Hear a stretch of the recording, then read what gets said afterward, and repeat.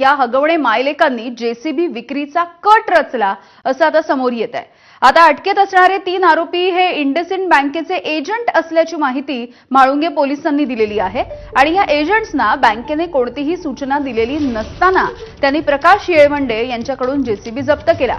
मात्र तो जेसीबी येळवंडेला परत करण्याचा आदेश बँकेने दिला होता, परंतु या तिन्ही एजंट्सनी जेसीबी शशांक हगवणे याच्या ताब्यात दिला।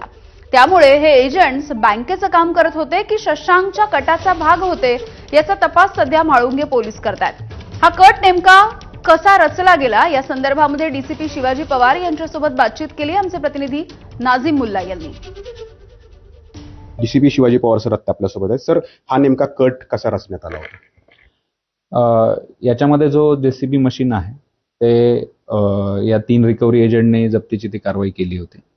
पण ज्यावेळेस ते पार्किंगला घेऊन गेले ऑथराइज पार्किंगच्या ठिकाणी आणि बँकेचे जे प्रतिनिधी त्यांच्याशी संपर्क केला तर त्यांनी स्पष्टपणे सूचना दिली होती, असं त्यांचं स्टेटमेंट आहे की आम्ही सूचना दिली होती की हे जप्त करण्याची आवश्यकता नाही, ते अल्टरनेटिव्ह रिझोल्युशन सेंटरनुसार ती कारवाई चालू आहे।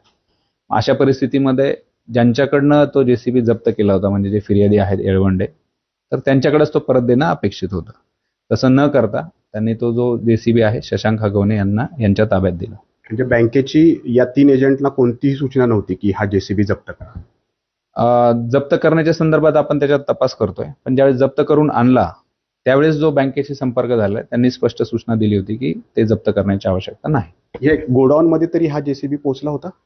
हो, गोडाऊन पर्यंत गेला होता आणि तो ठेवायचा की नाही ठेवायचा याच्या संदर्भात लीगल ॲडवायझर जे त्यांच्याशी संपर्क झाला होता या रिकव्हरी एजंटचा आणि त्यांनी सूचना दिली होती की जप्त करण्याची आवश्यकता नाही। आता हा जेसीबी या एजंटनी शशांकच्या ताब्यात दिला, तर या कटाचा ते पण भाग आहेत किंवा शशांकच्या सूचनेनुसारच हे सगळे 3 एजंट या जप्तीच्या कारवाईत सहभागी झाले होते?